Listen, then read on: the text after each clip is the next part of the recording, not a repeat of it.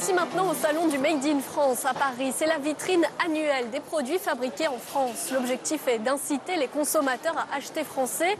Beaucoup de fabricants, vous le voyez, comptent sur eux. Cela va du vendeur de mobilier au créateur de sacs en passant par le confectionneur de jeans.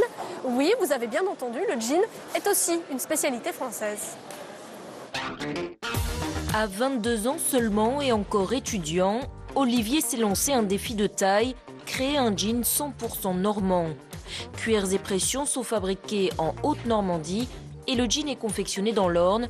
Objectif, obtenir un produit authentique.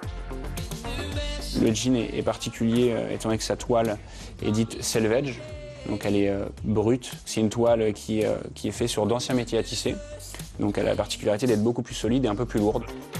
Le Made in France, souvent un gage de qualité par rapport aux concurrents indiens ou encore chinois. Pour pouvoir revendiquer l'appellation, il faut que le produit prenne ses caractéristiques essentielles en France et que 50 à 100% du prix de revient unitaire soit acquis dans l'Hexagone. C'est le cas pour les jeans de Thomas, jeune entrepreneur de Romans. Sa démarche, employer local pour avoir un minimum de frais de transport et d'intermédiaires. 1083, c'est la distance qui sépare les deux villes les plus éloignées de France. Et l'idée, c'est de proposer des vêtements fabriqués à moins de 1083 km de tous les Français. Ce qui permet aussi d'avoir une empreinte carbone limitée, c'est souvent un credo pour les entreprises Made in France. Du fait de la production en circuit court, les articles produits sont également facilement traçables. Notre jean, il est teint et tissé près de Roanne et confectionné à Marseille. Il n'y a que le fil qu'on achète en Italie puisqu'il n'y a plus de filature coton en France et les boutons.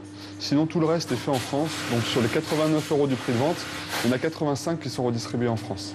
Mais la qualité et le respect des normes françaises, sanitaires et environnementales ont un coût, tout comme la main-d'œuvre de l'Hexagone. Sans compter la désindustrialisation qui rend certains projets difficiles. Nous, notre difficulté, ça a été de trouver des entreprises locales encore existantes sur lesquelles on pouvait s'appuyer en termes de savoir-faire.